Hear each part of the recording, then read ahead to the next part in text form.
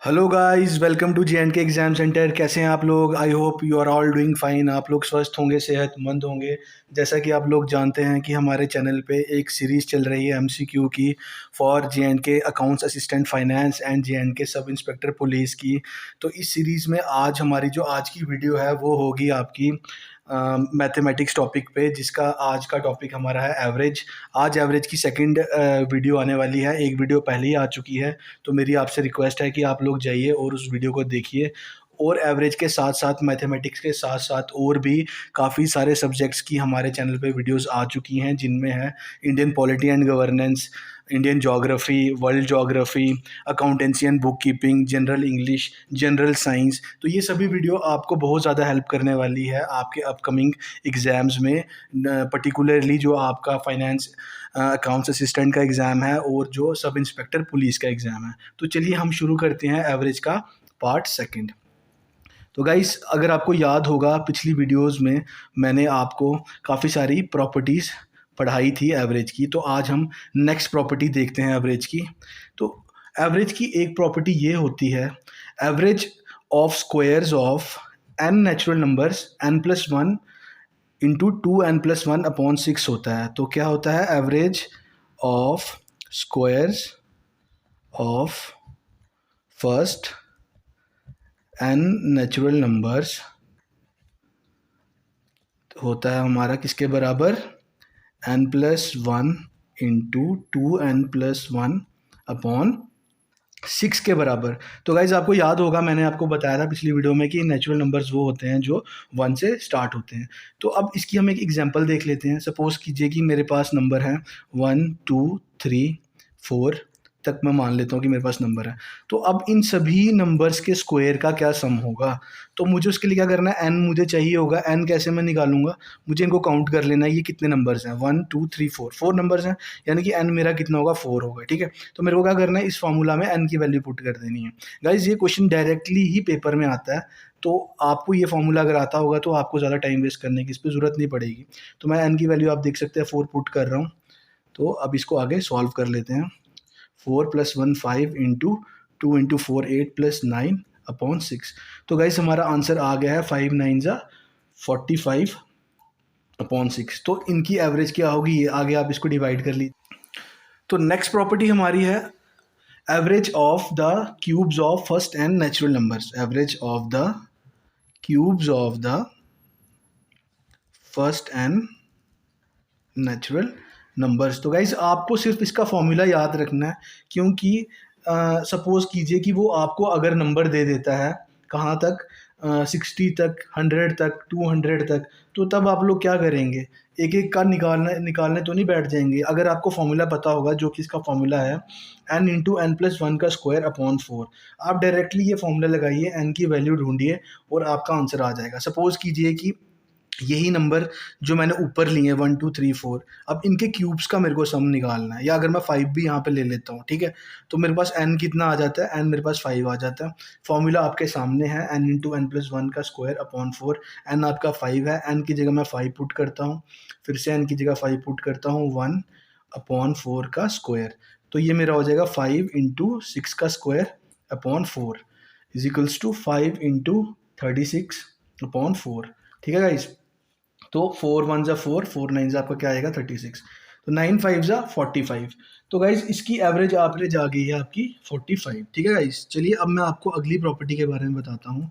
Average of the first and multiples of any number. ठीक है, first and multiples of any number. अब multiples क्या होते हैं?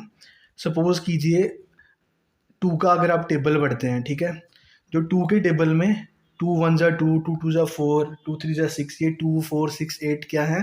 टू के मल्टीपल्स हैं। तो इसका फॉर्मूला मैं आपको एक बार बता देता हूँ, number into n plus one upon two. ठीक है गाइज, तो मैं बता रहा था अगर टू का टेबल है तो टू के मल्टीपल्स क्या क्या होंगे? जो भी टू के टेबल में आएंगे वो सभी टू के मल्टीपल्स होंगे।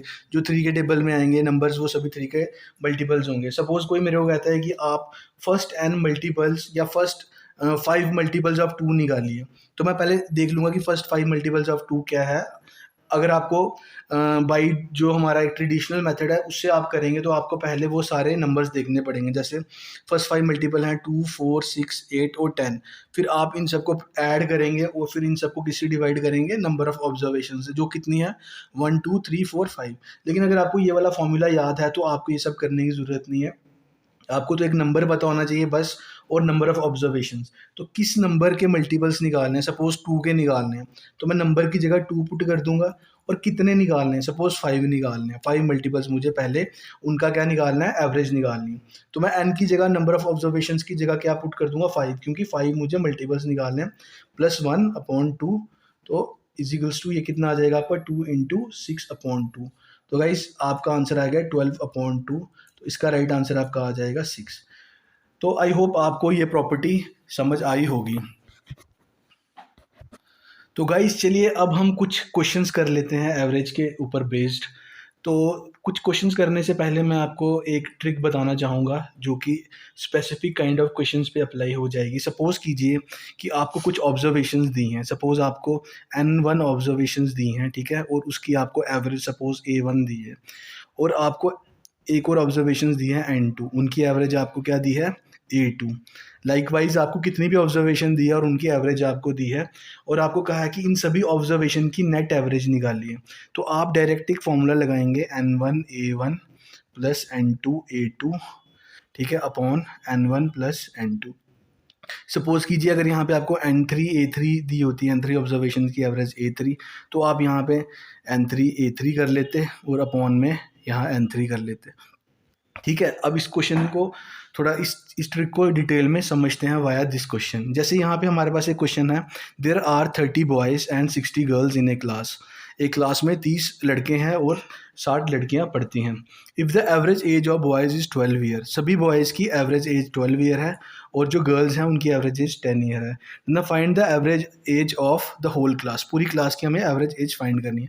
तो देखिए 30 बॉयज़ यहाँ पे आपके क्या बन गए, n1 नंबर ऑफ ऑब्जर्वेशंस, ठीक है, और इसकी आपको एवरेज एज कितनी दी है, 12 ईयर, तो 12 आपका यहाँ पे क्या बन गया, a1, ठीक है।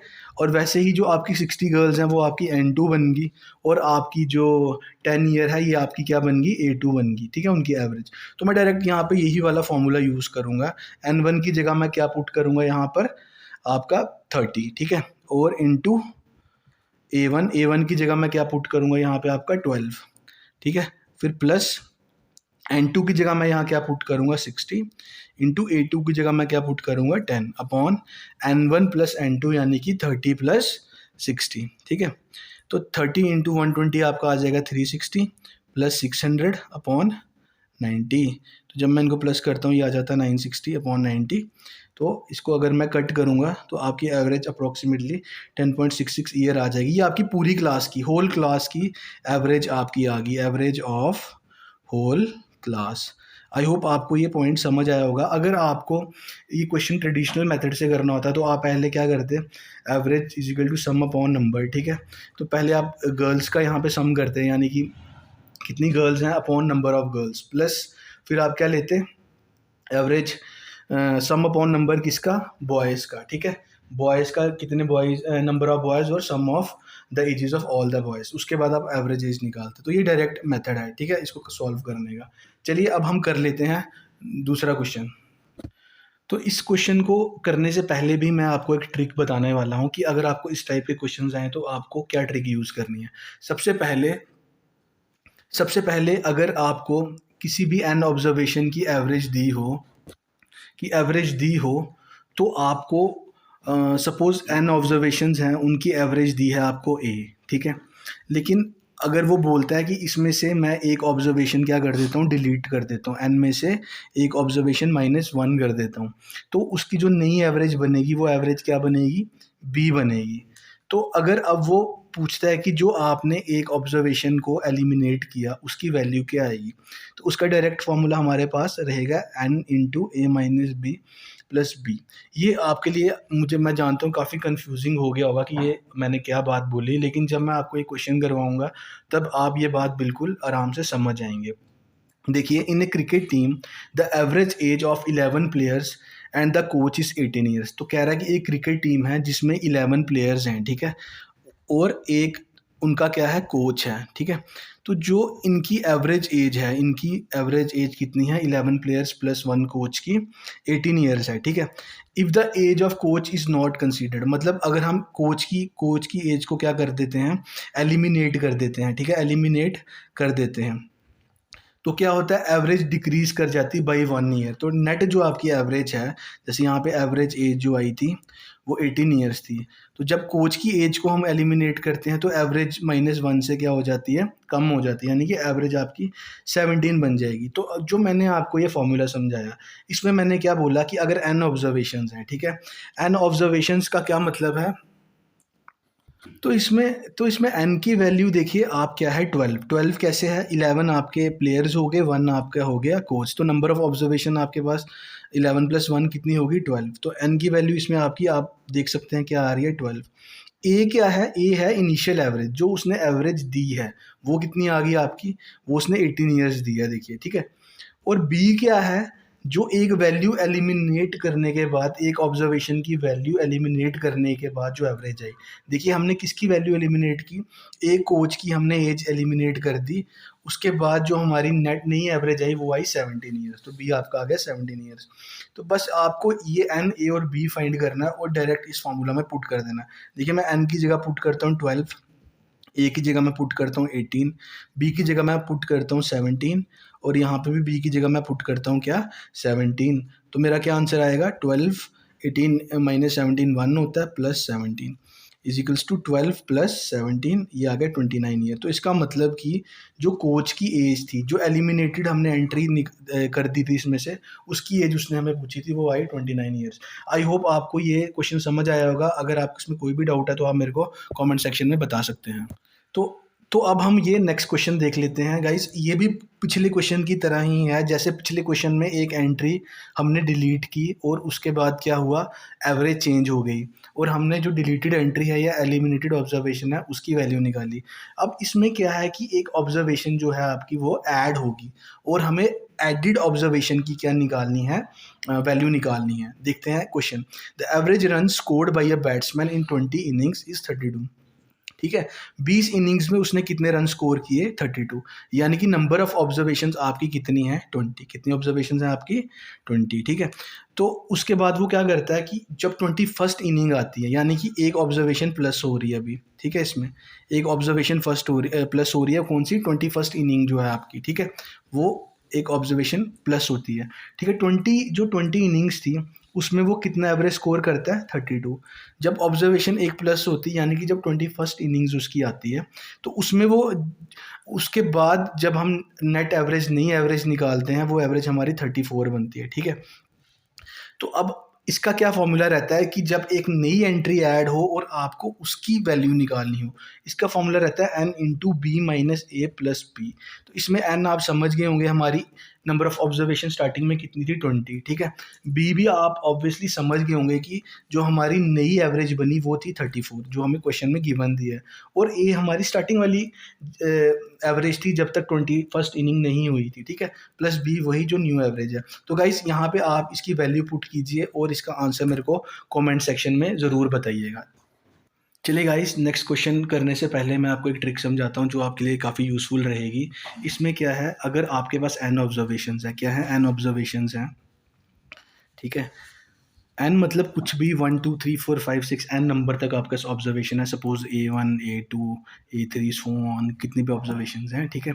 और इसमें क्या होता है, कुछ ऑब्जर्वेशन जो है वो नई ऑब्जर्वेशन से रिप्लेस हो जाती है, जैसे सपोज A1 B1 से रिप्लेस हो जाती है, A2 B2 से रिप्लेस हो जाती है, ठीक है।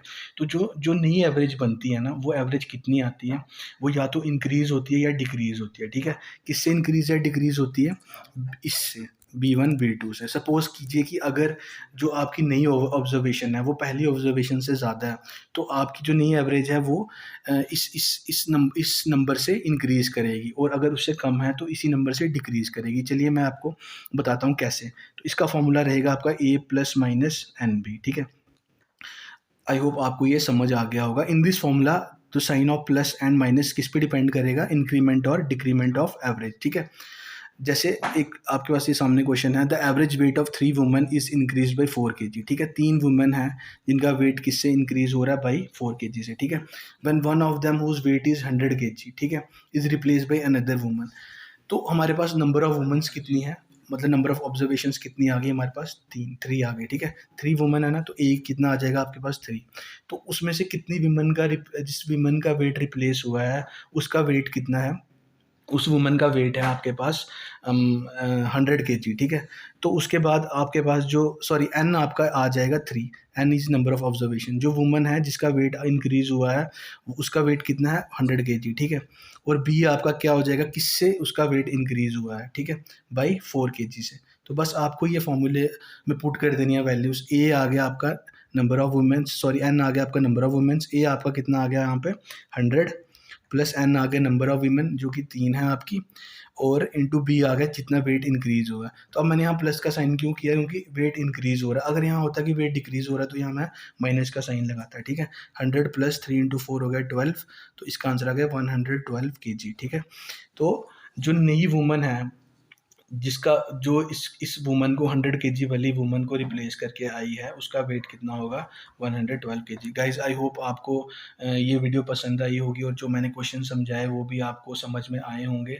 और इनमें से काफ़ी सारे क्वेश्चन जो हैं वो एग्ज़ाम में पूछे जाते हैं और ईजी होने के बावजूद भी हम उसको नहीं सॉल्व कर पाते हैं क्योंकि हमें प्रॉपर अंडरस्टैंडिंग नहीं होती है।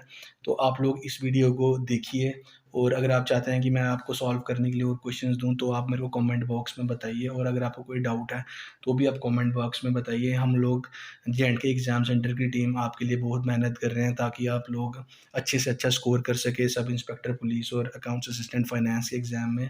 प्लीज़ हमारी वीडियो को शेयर कीजिए, चैनल को सब्सक्राइब कीजिए और वीडियो को लाइक कीजिए। Thank you very much.